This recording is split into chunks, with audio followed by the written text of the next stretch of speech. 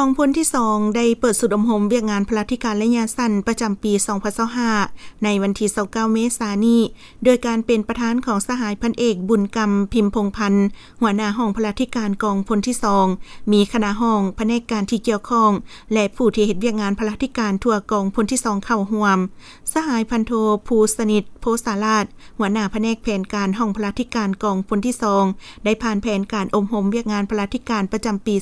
2025โดยอิงตามคำสั่งแนะนำของกรมใหญ่พลธิการกองทัพว่าด้วยการจะตั้งปฏิบัติอบรมฮัดแอบเวียกงานพลธิการประจำปี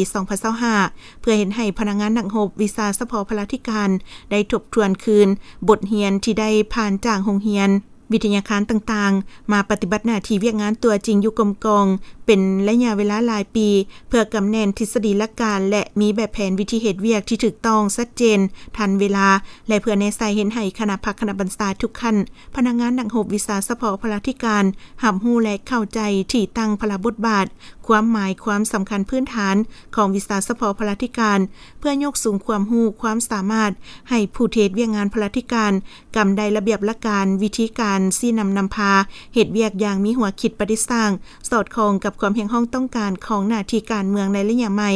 สร้างได้ทัศนาพึงตนเองกุ้มตนเองและสร้างความเข้มแข็งด้วยตนเองสำหรับเนื้อในต้นตอที่นำมาฝึกอบรมในครั้งนี้ประกอบมี5เนื้อในคือเวียกงานเสนาพลาเวียกงานอุปโภคบริโภคเวียกงานเสนาหักเวียกงานก่อสร้างเคหสถานและเวียกงานผลิตกสิกรรมสุดอบรมครั้งนี้จะดำเนินไปเป็นเวลา3วันจึงจะสำเร็จ